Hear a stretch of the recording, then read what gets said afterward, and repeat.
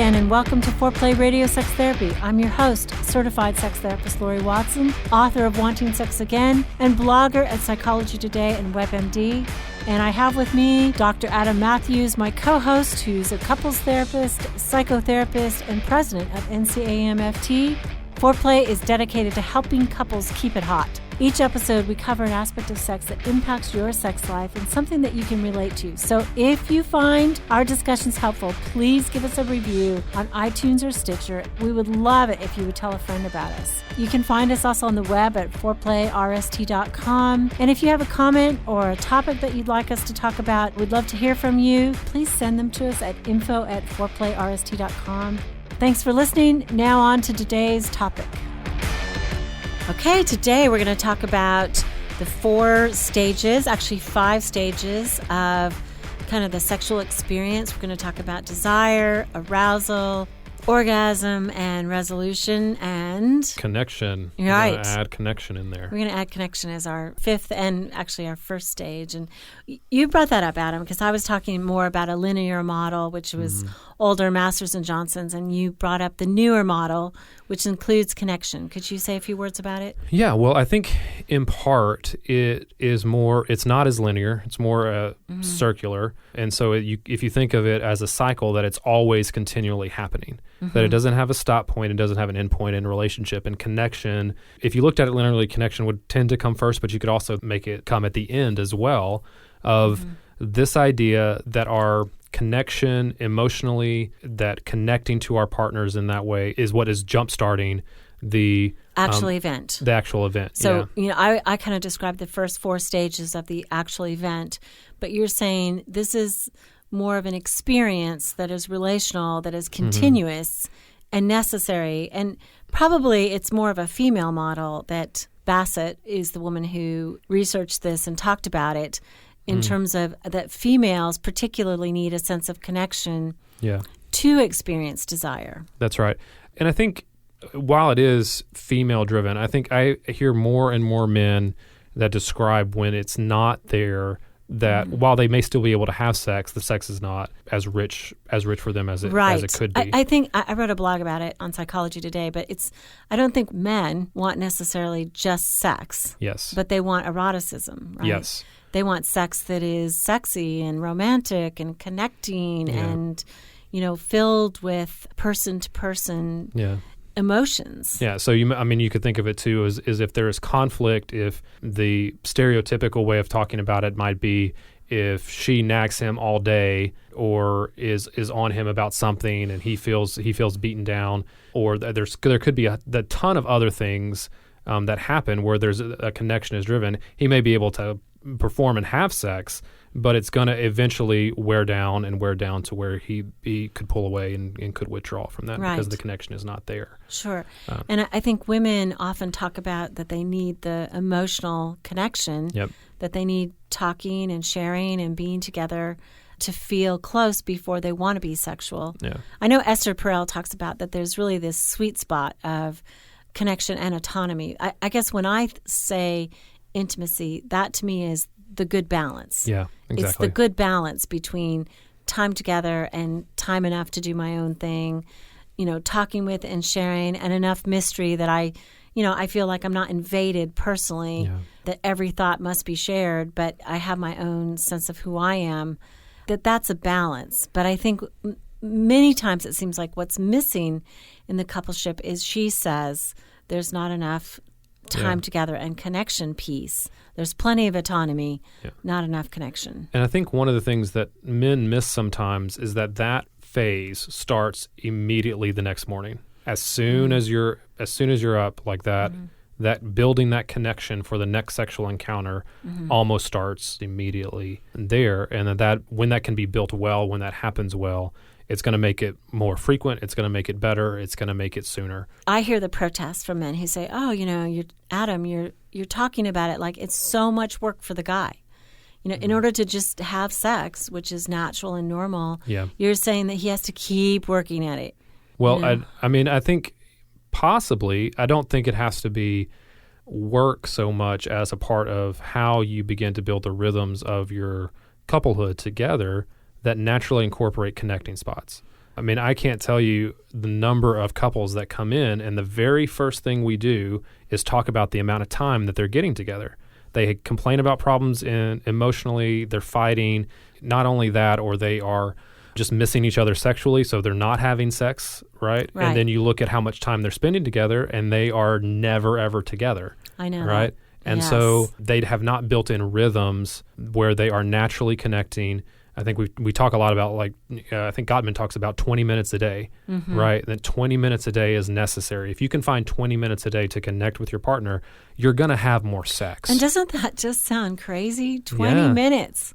Yeah. Like 20 minutes is nothing, compared to the hours and hours that we spent together when we were dating. And, those are usually high sexual times. That's right. Because you're together so much. And people always say that, but it was so normal back then. It was so natural back then. And I'm like, yeah, well, is it natural to spend 6 hours together, most days out of the week? Yeah. Not anymore. Maybe not anymore. As you have a family to raise and a business to, get on with, a living to make. It's not as normal. And now we're just talking 20 minutes. You got 20 minutes. Yeah. Well, I mean, in the beginning of couple relationships, right, the protest might be that it's more work. But like you said, in the beginning of the relationship, you're doing that naturally. It's already happening. And as the relationship evolves, it may have to be more scheduled, deliberate, intentional. And so that becomes it becomes something that gets naturally missed, though. And then you wonder why the sexual relationship is falling apart, and there's no time for connection. I really like it, though, that you said it. That I said it, that you didn't say it? Yeah, because I think it's more powerful coming from a male perspective. Yeah. I mean, if I said it, I think men out there would just say, oh, same old, same old. That's what my wife is saying. But I think that you brought it up, and you seem to really get it in terms of how important that is. It makes a difference. It does. But I mean, I would protest a little bit, Laurie, because I think more men get it than maybe the ones that come in our office don't get it. I think there are more men out there that get it. But I think it's hard for men to maintain because it's not always a natural driver. I think it's the idea of figuring out how to make that connection and how to do it in a way that their partner notices that connection and is connecting for them. I think men try to connect all the time. They do it in a lot of different ways, but it's probably in ways that do not register for their wives. Yeah. I do think, though, men try to connect sexually. Yeah, absolutely. I mean, that is a way for them that is deeply connecting. But I think we're talking about a feeling in the relationship where there's a sense of connection. You know who the other one is. You've spent 20 minutes together. Okay, 20 minutes. Does that count? Now can we jump into bed? While the TV is on. Yeah. Yeah.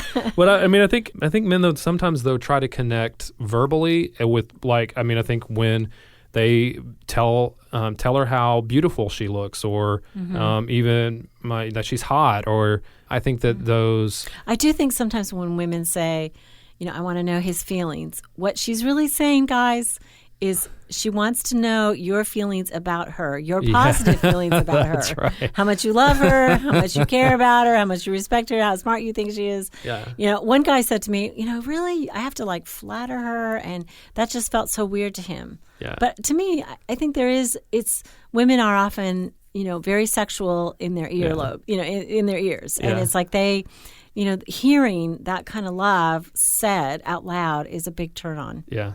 Yeah, absolutely. And I think men a lot of times, I know we're kind of focusing on that, but I think it's an interesting conversation to me, but that men make attempts all the time. They think that they are doing what they are supposed to do.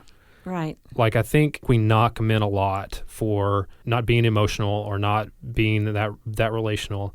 But I think that men feel like they are doing what they are supposed to do in their relationship. If it's a traditional relationship where he's going out and working hard. I've had a couple in the last couple weeks. He's doing his job. He's doing his job, and so supporting his family. So he feels like that is the connecting point. For the record, point. she's doing her job too. Absolutely, she's supporting her family. But I would say women are a great deal more conflicted about that. Sure. I mean, men can go out, work, and feel the confidence, I'm doing what I should be doing. And I think women go out and work, and certainly women my age and younger women feel this conflict. I'm not doing what I should be doing. I should be home with the children too. And there's this terrible conflict. But that's maybe another story. But I will say I that agree gets with in that. the way I understand sexually, that. right? Yeah, because absolutely. she gets home And now it's time for the children. And she's like, I'm torn in half. I have one patient right now who is a much younger woman than I am. And she just feels like, are you kidding? I'm finally home with the kids. I've been working 50 hours a week. And no, I don't want to go have sex. And I know I don't want to go away with you on the weekend. I want to see my children. Yeah. That's why I had kids, which, is the wrong priority. We know. Ultimately, it's not the priority that will endure. Right. Because the marriage has to come first. But. Right.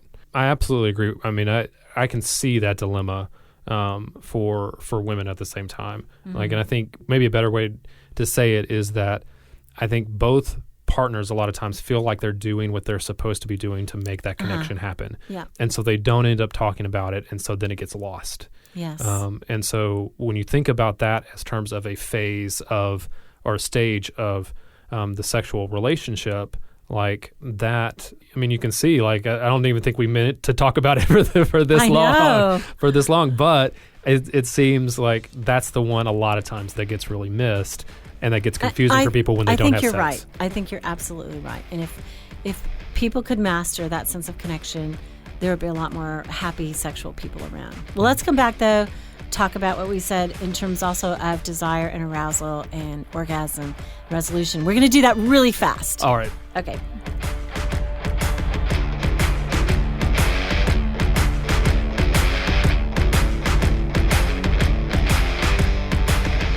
Wanting Sex Again: How to Rediscover Desire and Heal a Sexless Marriage by certified sex therapist Laurie Watson. Each chapter is designed to fix one of the problems that cause low libido, from early marriage through the childbearing years, even all the way through menopause. I've also had men read it and tell me that for them it was the most hopeful thing they read about resolving sexual problems. Look for Wanting Sex Again on Amazon.com. You can also talk to Laurie Watson for therapy in person or via Skype. I offer couples counseling and sex therapy, and I think about both aspects of the relationship, emotional intimacy and sexual technique, and that combination together helps marriages be happy. Weekend couples intensives are also offered. Improve your sex and improve your relationship with Awakening Center for Couples and Intimacy. Find out more at awakenloveandsex.com. Awaken what's possible.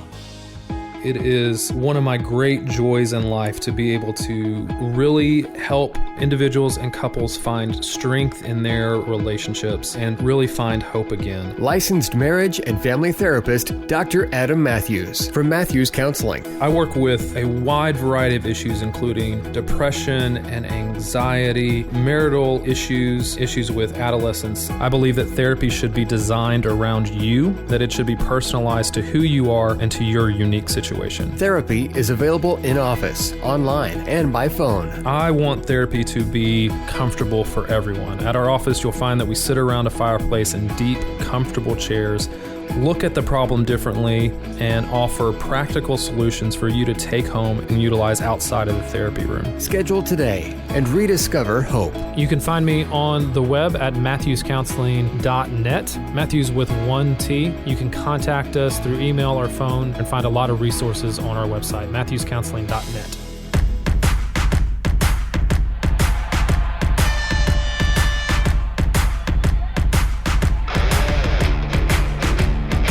Okay, we're back with Foreplay Radio Sex Therapy, Laurie Watson and Dr. Adam Mathews, and we are here to help couples keep it hot. That's right. And today we're talking about kind of the stages of the sexual experience. We've just really hit it hard about how important connection is. And I'd also like to talk about the differences between men and women. We've talked about this before, but I want to go over it again in terms of desire. We're going to start there. Men, it's like they're in a car with a tank full of gas. They're ready to go. Their engine is revved. Yeah. And women, it's like we got a hot car and we got a broken starter. Yeah.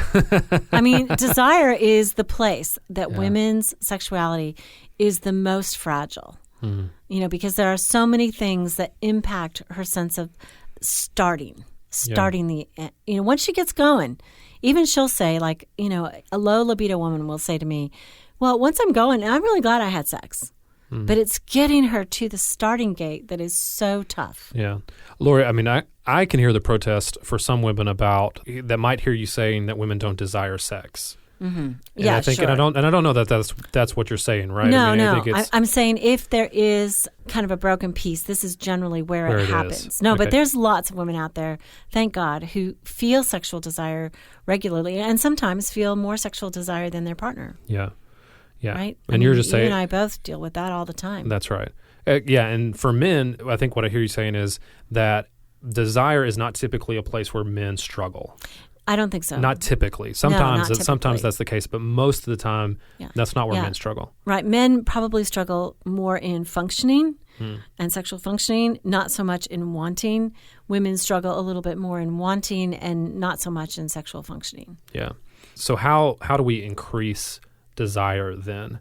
How do we look at that as a stage that can experience some growth? Yeah, I think that we have to think of it as probably equal burdens. The woman has to do more work in terms of getting her mind going, thinking on things that are sexual, right? When we fantasize about something, we feel more sexual. Yeah. And that is what happens early on in relationship is we're always anticipating, which is a type of fantasy, what's going to happen. We're going to get together. We're going to go on a date. We're going to see each other.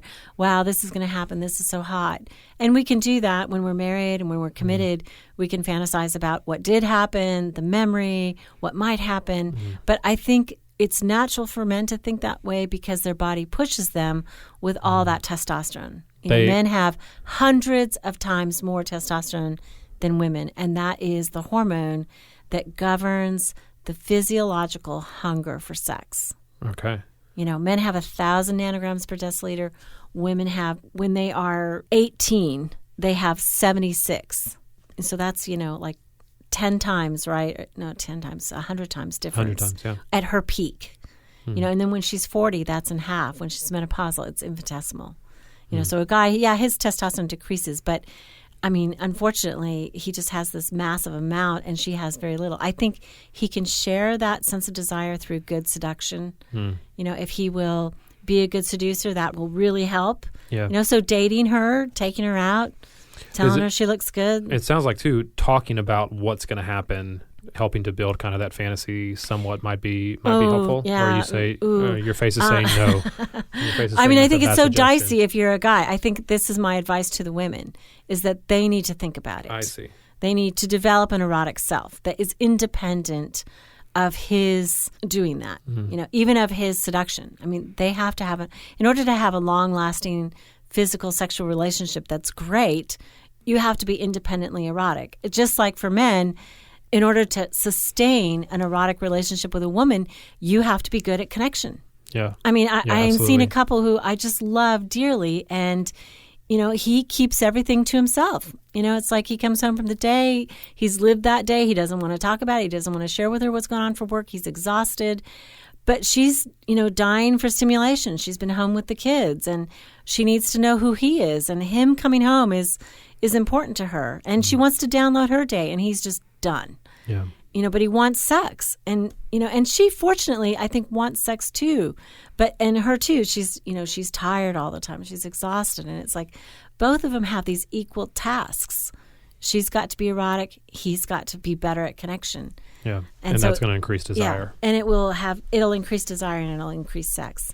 Let's talk briefly about arousal. Okay, Yeah. arousal. So, for women, I hate to say this again, but it takes us so long. It takes 20 minutes of kind of being in the actual moment before women really like to be touched explicitly.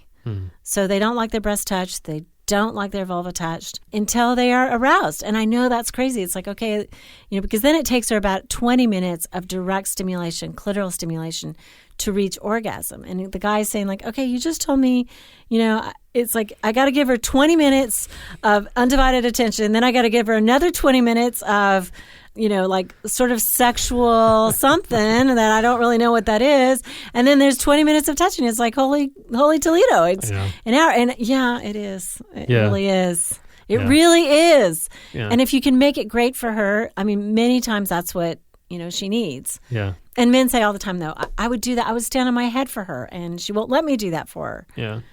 Well, and again, for men, this stage is much faster. And much. I mean, arousal right, is boom. pretty Erection, immediate. they're ready to have intercourse, and And, it could take him 5 minutes, 8 minutes. 8 minutes is average, guys. Just for the record. I'm just gonna roll right over that one. 8 minutes. which can be frustrating. I mean, I think when you're when one member is aroused in a minute and the other takes 20, there's going to be some waiting. There is some frustration, and on both people's part. I mean, as a woman, I'd kill for testosterone that would do that, that would produce that. Absolutely, there's frustration that way as well, and I think I can understand a male frustration of I can get it done, so quickly, and I'm dealing, and it's like, well, you married a woman, well, that is part of the problem. And so, how do we overcome that waiting? The waiting issue I think there has to be. One way I think weeknights, vibrators, I'm just going to be explicit here, but go ahead. I mean, come on. Who has time for that on a weeknight? You got things to do, shows to watch. That's right. Let's get that thing done. I do think that it is electronically, you can kind of compensate for those stages. Yeah. And that can be fun. And I don't think either one should feel like that's somehow or another cheating it. Yeah. It's just like, well, this is great. This is a way that we get connected. And then maybe reserve the weekends for those longer times that you have the leisure. You have at least an hour to be together. Yeah. And what about orgasm? Let's talk about orgasm. Now, this is where we shine, I got to say. Women can have multiple orgasms and probably have, I think, a longer, maybe better orgasm than men.